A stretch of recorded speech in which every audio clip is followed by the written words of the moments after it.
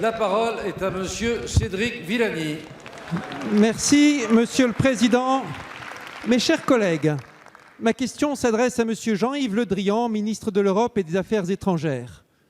Monsieur le ministre, de plus en plus de voix s'élèvent en France pour dénoncer la répression subie par de nombreux universitaires turcs, poursuivis par la justice de leur pays pour avoir signé en 2016 une pétition pour la paix.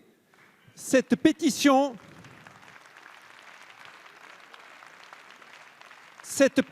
dénonçait la violation des droits élémentaires des civils dans certaines provinces du sud-est de la Turquie à l'été 2015 et demandait la reprise des pourparlers pour la paix.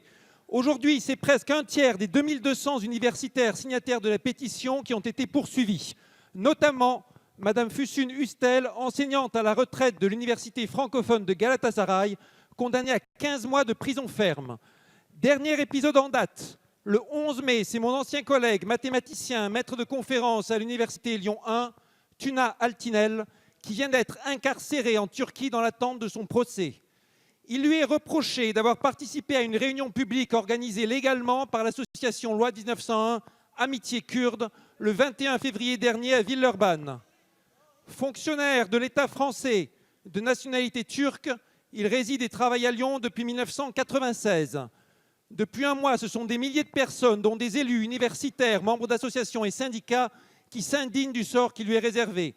Mes chers collègues, vous avez été un bon nombre, et je vous en remercie, à ajouter vos noms aux quelques 5500 signataires d'une pétition lancée le 23 mai dernier pour demander sa libération.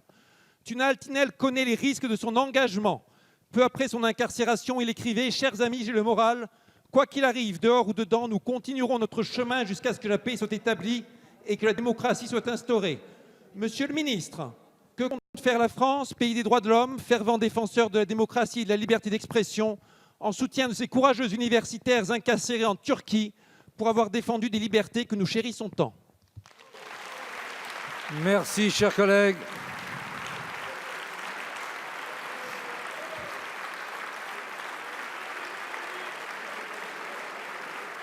La parole est à Monsieur Jean-Yves Le Drian, ministre de l'Europe et des Affaires étrangères. Oui, monsieur le député Vallini, merci de... Chut, désolé, c'est l'émotion. Monsieur le député Cédric Villani. Nous sommes très... Merci.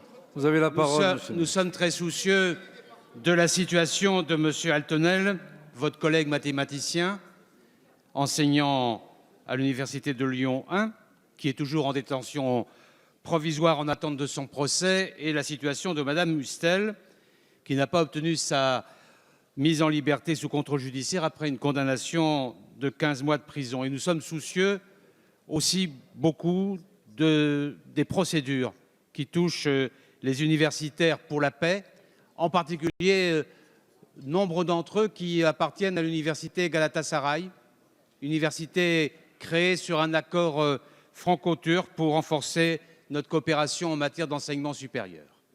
Nous sommes préoccupés et nous ne cachons pas aux autorités turques nos inquiétudes et nous ne réduisons pas nos démarches. Le président de la République lui-même s'est entretenu à ce sujet avec le président Erdogan. Madame Vidal a saisi elle-même son collègue et je vais me rendre dans quelques jours à Ankara et j'aurai l'occasion moi-même d'aborder cette question avec les autorités turques. Les principes sont essentiels.